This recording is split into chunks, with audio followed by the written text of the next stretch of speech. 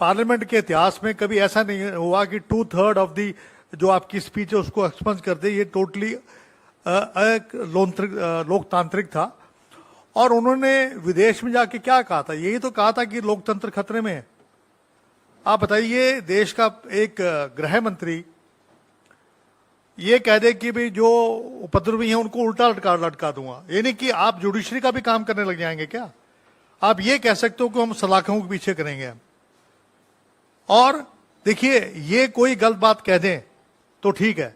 अब जैसे उन्होंने बेटी पढ़ाओ कह दिया, अगर कोई और कह देता तो मेरे ख्याल से इस मामले का कोई कल जाकर जो है कोर्ट में चला जाए और इनके खिलाफ जो है एक केस डाल दे।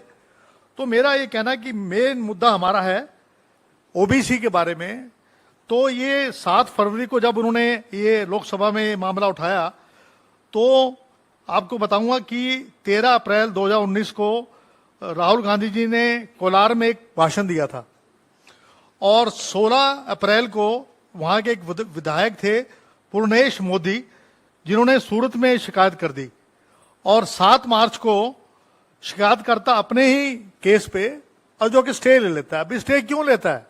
क्योंकि उसको लगता है कि जिस कोर्ट में मैंने एक केस डाल रखा है वहां पर उसको जो है जो फायदा मिलना चाहिए था, जो वर्डिक्ट मिलना चाहिए था, उसके मुताबिक नहीं हो रहा है, इसलिए उसने स्टे वापस ले लिया। कभी ऐसा हमने तो इतिहास में सुना नहीं कभी कि आप अपने केस को वापस ले लें।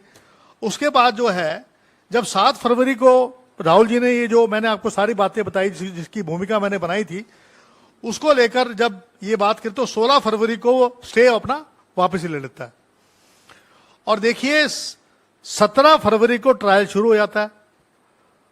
साहब, इतना तेज तरार वर्डिक्ट आना और 23 मार्च को राहुल गांधी जी को दोषी ठहराकर जो मैक्सिमम जो लिमिट होती है 2 साल की मानहानि की, वो उनके ऊपर जो है डाल दी जाती है। उसके पीछे एक षड्यंत्र था कि उनकी जो है सदस्यता खत्म करना चाहते थे। उनकी जो है वो चाहते थे कि ना तो वो पार्लियामेंट के बाहर बोल सके, मशाल यात्रा बाहर लेके जाए तो वहां रोक देते हैं, अगर आप पार्लियामेंट में जाएं तो वहां रोक देते हैं, प्रेसिडेंट के पास जाएं तो वहां रोक देते हैं। तो उनकी आवाज को दबाने के लिए ये सब काम किया गया। उसके बाद जो है 24 मार्च को उनकी जो है सदस्यता जो है स्पीकर साहब समाप्त कर देते हैं, जबकि 1 महीने का समय था। तो मेरा ये कहना है कि इनका ये कहना कि साहब जो है ओबीसी को जो है राहुल गांधी जी ने वहां पर जो है मोदी और ओबीसी को गाली देकर कर्नाटका कोलार में ये बात आपने कही, तो मैं पूछना चाहता हूं क्या नीरव मोदी, ललित मोदी क्या बैकवर्ड क्लास से हैं? अगर वो बैकवर्ड क्लास से नहीं है तो ये तो अपमान हमारा हो रहा है बैकवर्ड क्लास वालों का, कि हमें आप बता रहे हैं कि ये तो उल्टा जो है चोर कोतवाल को पकड़ने की बात है। यानी कि आप, इसका मतलब ये है कि मोदी एक टाइटल है। और मैं कहता हूं कि आदमी कर्म से होना चाहिए। ओबीसी के लिए इस सरकार ने पिछले 9 साल में कोई भी ऐसा काम किया हो, मैं आपको बता सकता हूं।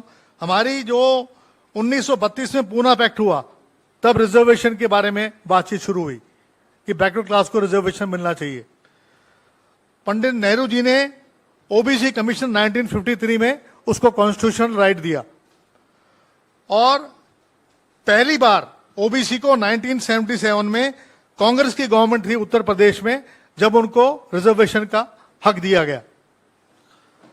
उसी तरीके से मैं आपको बताना चाहूंगा कि मंडल कमीशन के बारे में बहुत धारणाएं लोगों की है कि वीपी सिंह जी ने उसको लागू किया।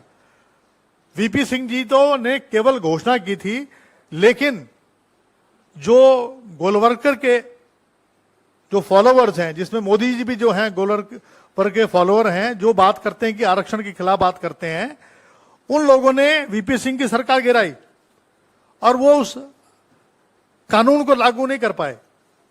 उसके बाद चंद्रशेखर जी की गवर्नमेंट आई। उसके बाद 91 में जब नरसिम्हा राव जी आए तो 92 के अंदर जो है ये तमाम यूनियन गवर्नमेंट जॉब्स के अंदर और ये पॉलिसी जो है रोल आउट की गई और 27% आरक्षण जो है वो कांग्रेस गवर्नमेंट ने लागू किया। ये लोग जो हैं हमेशा कोई कहता साहब ये तो वीपी सिंह ने जब किया, जब दंगे हुए थे, और दंगे करने वाले ये लोग थे, आरएसएस के लोग थे, जो है शोभा यात्रा निकालते हैं, एक दिन नहीं 4 दिन निकालते हैं।